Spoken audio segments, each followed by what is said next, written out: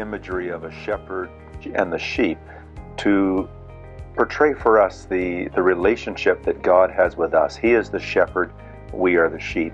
I've learned so much from watching shepherds in the Middle East.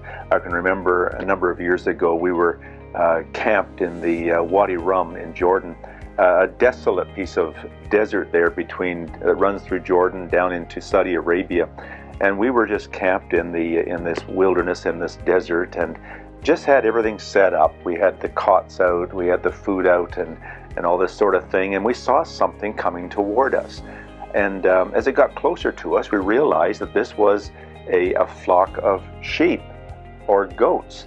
And we thought, well, we're okay. We're about 8 feet up off the ground. And then we realized they're goats. They're sheep. They climb better than we do. And within 5 minutes, that flock was up. We had been swarmed by all of these animals. They were eating our food. They were pulling at the cots. And we didn't know what to do. And there was a young girl, Bedouin girl. And by the way, it seems that most shepherds are young girls. And she caught up with the flock, and she was so perturbed, and she began using sort of a clicking sound, just clicking and saying kinds of things to, I don't know what she was saying to them. I'm not sure that we would want to broadcast just what she was saying. But within a matter of 5 minutes, she had gathered that flock back around her.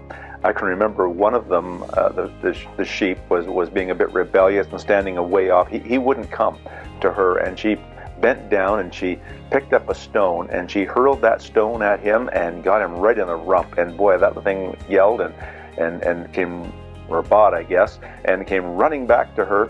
And when she did that, I thought of David, the shepherd boy. When he went before Goliath, what did he take? He took a stone. And if there's anything shepherds do well, it's pitching stones. They're accurate. And David took what he could do best, and he used that stone to bring down Goliath. A reminder that to me, that, you know, give to God whatever you have, even if it's just a rock in your hand, and give that to Him, and He will do with it what only He can do. But you know, she took that flock and away from us, and she kind of bowed, I think in apology, and we were fine. And the next morning when we get up and we were traveling in our Jeep around the side of the mountain, there she was, tucked away by a little oasis, the most beautiful scene, and her sheep around her and a little pool of water. She knew exactly where to take them. And I know one of the things that, the questions I had there that day was, where does she take sheep in a desolate land like this where it seems like nothing grows? She knew where to take them to feed them. She knew where to take them to the spring where they could find refreshment and nourishment. And you know, as I watched her, and I've watched many shepherds since, I'm reminded of how God, our shepherd, takes care of us, how He loves us, how He protects us. He knows where to lead us to find nourishment and refreshment. And yes, thinking of that one rebellious sheep, He even knows how to discipline us.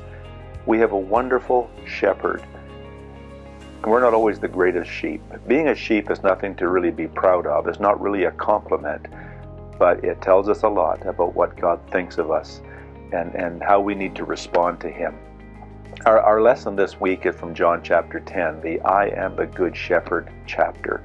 And as we study this passage from John 10, our minds automatically go to the complementary passage in the Old Testament, Psalm 23, the Lord is my shepherd. And I'm going to have you primarily in your study notes this week looking at Psalm 23. And this beautiful psalm, this most endearing psalm, you know, I've noticed that at most funerals, people want Psalm 23 read. Even people that have no clue what the Bible says, have barely ever opened the Bible, will somehow pull Psalm 23 out of their pocket and want it read to them in the most stressful times of their lives. But it begins, the Lord is my shepherd. I have all that I need. It's heartwarming, it's comforting, it's reassuring. And I hope that your study this week will be that, exactly that to you. It will be comforting and it will be reassuring.